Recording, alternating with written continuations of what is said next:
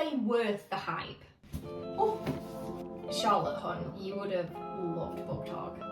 I can honestly look at myself in the mirror and say I gave that every chance to be good. They are the modern day Kathy and Heath. Hi, I'm Georgia. I've read romantasy books for 2.5 years now, and I am someone who gets a lot of my recommendations from TikTok. So I kind of feel I'm a little bit of a self-professed expert in BookTok generally and whether books are worth it or not, in my opinion, because I've probably read them. And I started doing a list to make an episode and just go through with you like all the books I've read, my opinions, because I just love chatting about books. I started writing them down and I stopped because there's just a hell of a lot and I'm a very spontaneous person, so I needed to just film. That list is not complete, but as you can see, it's already quite big. Because it's like, for me, 2.5 years of big books that I have got involved in the hypes on. This is going to be a series, so strap in, subscribe, and come and have a chat with me, because I actually just love talking about fantasy books, because I was deprived for so long of anyone to talk to about them. I joined BookTok in January, so I've got a little bit of an outlet there, but I feel part of it. I felt I had to give back after all the sort of wrecks I was just rinsing BookTok for. This is going to go through the big hitters, of course. First episode, we're going to whack out all of the big ones, my thoughts on them. But if you do have any BookTok books that aren't in this episode, they probably are on that list or getting added to it, but do comment them because I'll make sure I either read them if for some reason I haven't read them, or I will tell you my thoughts and we can chat about them. We're going to start where it all started. I feel like ACOTAR is such a introduction series for anyone in the romantasy genre. I feel like it was a lot of people's first dive into romantasy. Obviously, Fourth Wing has come onto the scene and I now know a lot of people that chose to read Fourth Wing first. I personally think that's the right decision. This beauty was mine. I see a lot of people on BookTok DNFing this book specifically, so kind of missing out on the series because they say it's not that good. Some people say that they can't get their head into it. I was the same, so I actually started reading this and I said to myself, do not quit until you reach 100 pages. I felt a bit weird reading it. I was like a Leanne Moriarty reader. I really was not into this realm. Actually, I'm glad I set myself that goal because after 100 pages, the style just didn't bother me. I felt like I'd started to get to grips with a lot of the writing style of Sarah J Maas and I guess fantasy generally, and it didn't bother me as much. Towards the end of this book, was I desperate to carry on with the series? No. The only reason I actually read the rest of the ACOTAR series is because I trusted Sophia Tuxford. In Sophia Tuxford, we trust here, okay? And I had followed a lot of her book recs and she'd bought the whole series and was saying how much she loved it. So, copycat, I went and bought the whole series. I had made a reckless financial commitment because I didn't know what this series was about at all. So I thought, no, you owe it to yourself to give the second book a go. Oh my god, what a great decision that was. This book changed my life. You can see how worn it actually is. I've reread this so many times. And again, I have known some people read this and say it was good, but what's so great about it? What really happens in this in terms of plot? This is a feels book. Like, I am such a feels reader. This book was like a spiritual awakening for me. Like, should be mandatory reading for women, spiritual awakening. I just can't even put into words like the euphoria, like the actual feeling I had reading this book. So I'm not even going to try, but because we all probably know the feeling, but this just changed my life. I then just inhaled this and this. Like, people give novellas hate, but sorry, give me a little happily ever after. Like, give me that little special small book where, you know, sorry, but I've worked hard. Like, I have put like reading sweat into this to get this, so why would I just accept 10 pages? No, thank you, Sarah. The only thing that makes me a bit apprehensive for ACOTAR 6 and 7 is probably gonna anger a lot of people with this. I did like this book. I did. It was a good book. What I personally struggle with is you have made me hate a certain character throughout 4 books. You have made me love certain characters for 4 books. Why are we flipping the switch? I'm all for someone going on a healing journey, but not at the expense of people that you have built up for 4 books. That was what I grappled with. That was what I struggled with. I also didn't know that the perspective shifted. I didn't know this I mean, this is a sign, isn't it? It probably was a bit dumb, but I didn't know that it changed characters. So I thought, oh my God, we get another chunky book about them, love it. No, completely different feel to the rest of the series. And that's not a bad thing, because how long can you write about the same characters for? How much can really happen? But I just didn't expect it. So I had my back up a little bit. I was looking for the other characters, and then when we got them and it wasn't great publicity for them, I was a bit annoyed, but I grew to love it a lot, and I am very excited for ACOTAR 6 and 7. I just don't know what direction it's going to go in. So if you have any theories and want to discuss them, please do drop them in the comments, or come and join our book club, Paperback Confessions, on Facebook, because we love a chat about ACOTAR. Trust me. So this is my baby series. This is what started it all, and it's very special to me. I'm gonna confess, I didn't go into this series in this order. I actually don't remember what I read after ACOTAR. It might be a book. I think it was a book that I'm doing in episode 2 of this series, but we're gonna talk about the other book series that changed my life. Fourth Wing. I don't have words for this series. What Rebecca Yarros put in this book should be studied. What is in this book, Rebecca? Because I couldn't put it down. Like, there could be an emergency and I'll come, but I'm bringing my book with me in case I can get a page or two in. This book is probably disgusting. It came everywhere with me while I was reading this, and I've reread it several times and had the same problem. Just can't put it down even though I've already read it. This was the true spiritual awakening of, like, I am never going to be the same person. I feel Violet and Xaden in my soul. So I don't want to hear it. This is worth every single bit of the hype. And what I will say is that there was a lot of criticism as well as good. Like, my people on BookTok are stans of Fourth Wing. I don't discredit anyone's opinion if you don't like the series. This is my favourite series of all time. That's just who I am. It's who I attract. I like discussing that. So obviously my BookTok's filled with BookTok stans, but there are some big BookTokers that I actually really respect and like. They don't hate it, but they're not as big on this series.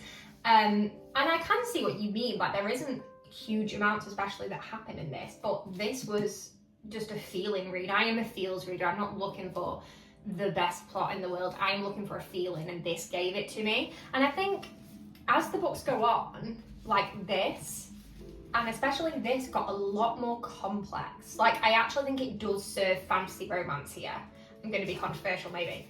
This doesn't. This is romantasy at its core. But when I was reading this, I was having to reconsult previous books. I was having to reread pages, because I'm like, wow, we've really stepped up the game. I feel like Rebecca's getting confident in her writing as she goes as a fantasy author, because she has been contemporary and this is her first fantasy series. So I think she's stepping up a game, and I think if you love plot, you'll love the later books, but if you're a feels reader who's there for vibes, you love this. So I just love the series. Like, it's like my forever series. So this is absolutely worth every ounce of hype it ever got given, in my opinion. Classic BookTok book, Wuthering Heights. I'm joking, but I mean, to be fair, Charlotte Hunt, you would have loved BookTok. That is all I'm going to say. The quotes in this book have my life. I went to see the film recently and it actually had me in a chokehold, so I just thought, like, honourable mention. Let's bring a bit of literature to this episode. Let's bring a bit of class. If you've been looking at my bookshelf, you know what series is missing. It's pretty hard to miss. Oh, the big boy, Throne of Glass. I had a bit of a difficult journey with Throne of Glass the first time round, and I am quite big on talking about it because I don't want what happened to me to happen to many other people. I read this maybe a book or two after ACOTAR. As I say, a book in episode 2 I read after ACOTAR, that series, and then I read this. And I didn't get it for a long time. Like, I would read a book, I'd go and read something else, I'd come back and I'd be like, no, surely there's more to this. And I was doing that until at least Hour of Fire. And even Air of Fire, like I was in it, but like when I put the book down, I didn't have that massive pull to pick it back up because I am such a or I was at the time such a romantasy girly. I hadn't read a lot of fantasy. I loved the ACOTAR vibe, and because it was the same author, that's what I thought this series was going to give me. That's a mistake. Like, I mean, I'm preaching to the converted here, but just in case. Throne of Glass is not a romantasy series. It is fantasy with this subplot of romance involved in the story. And if you asked me what should you take from Throne of Glass, it is that small acts of kindness matter. And to prove that, I am doing a reread with Paperback Confessions on Fable, and Abs, who is part of Paperback Confessions on this channel, she hasn't read this series before because she's only just fallen into romantasy after years of me begging, and we're going on to Throne of Glass as a club. But let me show you the difference in doing the reread, having the perspective and going in with the right understanding from the start, because look at the state of Assassin's Blade now. I'm going to take Throne of Glass out just because I am meant to be starting that soon, and it's faff. It's so tight, the thing, to get them back in and out. Look at the state. The second time round hits so much different. Having the right perspective in a book matters, and also yes, the reread, you're going to tie it all together, but the right perspective does matter. Worth every single bit of hype I could ever give a series. Crescent City. I don't have the other two physical books. This is one of the best books I've ever read in my life. This was special. This was like a once in a lifetime experience. Will I ever read this again? Probably not. But I sobbed at the end of this book from the journey that Sarah took us on. And this book in itself could have been a series. This could have been the Crescent City series as far as I'm concerned. The other two books, they are good, and I think Crescent City generally, I think it's worth the hype that Crescent City gets, because Crescent City doesn't get a lot of hype. It's a very well-known book, but it doesn't get people screaming from the rooftops. This book is so underrated, it's painful. Like, BookTok doesn't chat about this one enough. I personally do on my BookTok, so hi if that's you, but not a lot of people do. This book was a life-changing experience. A beautiful journey of grief and friendship. I think that is so underrated. This is like one of the really best grief journeys I've ever read. The other two, I think the Easter eggs save them. I think there's a lot going on in the plots of them. I didn't love them as much as this. But I also think, sorry, but that's a masterpiece. So to follow that book, anyone to write 2 more books in a series when you started off with that, it's a tough ask. So I don't think the hype is accurate on Crescent City, because I think it's really underhyped, but I can kind of understand why BookTok hypes it a little bit, but not fully, because you hype this and then the latter two begin to drop off, I think, sort of go in order. We've done a lot of fantasy, so we're going to take a little contemporary break for one series and then we'll be right back. But I do love contemporary romance as well. Annoyingly, I've lent the first book out to a very trusted friend because this is my favourite contemporary romance series ever. Magnolia Parks. So I don't have the first one, but we've obviously got Daisy Hates, Magnolia. I love these covers so much. I think it's so Magnolia coded. Are these worth the hype? I have a conflicting opinion, which is weird, right? Because I've just said it's the favourite contemporary romance ever. Yes, Magnolia Parks is. Daisy Hates. Daisy's everyone's favourite, and I really don't get it. Can someone, if you are a Daisy Hates fan, can someone in the comments like explain a little bit? Because I'm not an enemy. I'm not coming to you as an enemy, but when you've got Magnolia and BJ, I just was like, is it finished yet? Like, let me get back to what's going on with these lot, because this is what I care about. To the point I DNF'd halfway through this book. Because I couldn't wait. Like, the stuff that was happening at the end of Magnolia's chapters, especially the end of this one, I was like, no, sorry, not about to indulge in a full book before I find out what's going on. I tried, but I just couldn't, so I moved on. And therefore doing the reread with my friend so I can actually give Daisy Hates her due and actually put the time into Daisy. So hopefully I will get the hype a little bit more. But yeah, Magnolia and BJ story is my favourite contemporary romance ever. It's so toxic, it's so beautiful. It kind of gives Wuthering Heights, like they are the modern day Kathy and Heathcliff in my eyes. Like this book, the quotes, oh, stunning. Powerless, Lauren Roberts. I know there is a lot of people that love this series. I also know there is a lot of people that say this is a rip-off of the Red Queen and like she's just copied the entire story. I'm not gonna get involved in that conversation because I haven't read the Red Queen, I think it's called. So I can't actually say, and I read the Powerless series first. I did the tandem read between, I think it's Powerless and Powerful, is it? Or Fearless? It's the one with, you know which one the tandem read it, I can't remember, with the novella and the first book. I DNF'd the series, which I guess tells you all you need to know about my thoughts. So I read those two books, I read Reckless, I then DNF'd. It just didn't do anything for me. I don't really know what I was expecting it to do for me. I'm not personally huge on YA, so I do have a bias. I just personally like to see the intimacy because I think it helps you get a further romantic connection to the characters. Just a preference thing, like nothing against anyone who writes YA, because I do love another YA series that I was just going to tell you it then, and I'm like, no, you're doing it in another episode. I do actually really like a YA series that's quite popular on BookTok's, so I will discuss that in another episode, but it's not that I'm completely against YA. I just think for me to love them, they have to be exceptional. They have to be done extremely well. So I guess stay tuned to find out which one that is. But yeah, this didn't do it for me. I just kind of didn't care, and I was getting confused between the love interest, and then it all felt a bit weird. I can honestly look at myself in the mirror and say I gave that every chance to be good. Absolutely. Like, Alchemized is one of the best books I've ever read. Well, Manacled. Manacled is one of the best books I've ever read. And this is, I wish I had a physical copy of Manacled, but I'm just not like an arts and crafts girly who can like bind a book myself, and obviously you can't actually, I know there are copies that do get sold, but I'm not going to get involved in all of that. I need to make some skills to bind it. Alchemized I loved still. Obviously it's the same story pretty much. I think obviously you can tell that it was traditionally published. You can tell that some of the things were more tame in it. I say that loosely because this is a very dark series, so to say tame. But like, I just think Manacled hit more. I think it hit more because you have the relationship with the characters already from Harry Potter. So I guess I should have explained. Manacled was the fan fiction that Semlin Yu wrote about Draco and Hermione, and like an alternative kind of ending to the war. That became huge, rightly so, and she then wrote Alchemized.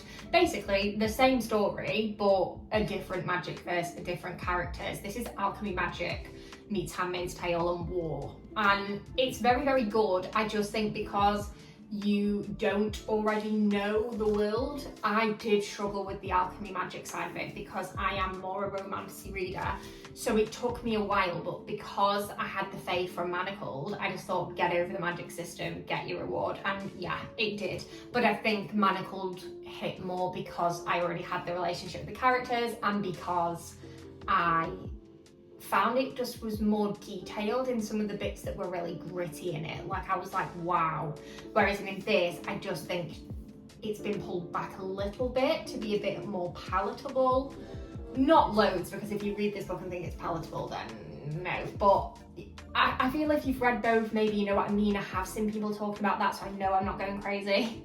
But I do think this is worth every bit of hype. I'm going to end on a new one, just because I'm time conscious and we're going to do a series. So, as I say, strap in, because all the favourites are going to be discussed. But I am going to try and end them on newer BookTok books, just so that we are keeping it fresh. And the newer BookTok book I'm going to end on today is Daggermouth. I have seen so many 5-star reviews on this. I am part of that party. I've recently started to see negative reviews, which actually makes me a bit sad. A lot of people criticising the writing style. I'm a feels reader, don't bother me. I loved this, so I'm not getting involved in the negative conversation. I cannot scream about this book enough. I think this is taking us back to true enemies to lovers. I am really loving the dystopian vibe. I need more recommendations, so let me know if you have any. There is obviously another dystopian book that split BookTok in half that I will be discussing that actually I haven't put on the list yet. I absolutely love this. This was like bordering on 6-star for me, so I clearly loved it. I would say if you enjoyed this and want to see more, obviously I am going to do a series on this, so subscribe. And why don't you comment your favourite romantasy, contemporary romance, whatever series in the comments using emojis, and I'll try and guess what it is. Let's test my knowledge, let's have a bit of fun. But also comment any that you want to see in this series, because I'm making a list that's going to keep going probably. It's going to be a series, so if you want a BookTok book that you particularly feel either way about, discuss. This was obviously quite a positive episode, which, I mean, doesn't really maybe reflect how I feel about a lot of BookTok books, but obviously I wanted to lead with the strong one, so this isn't going to be vanilla, it's just the way that I've chosen to start it off, I guess. But drop your BookTok big books in the comments and we will include them in the series as I go. But thank you so much for watching, and hopefully see you on the second episode of this soon.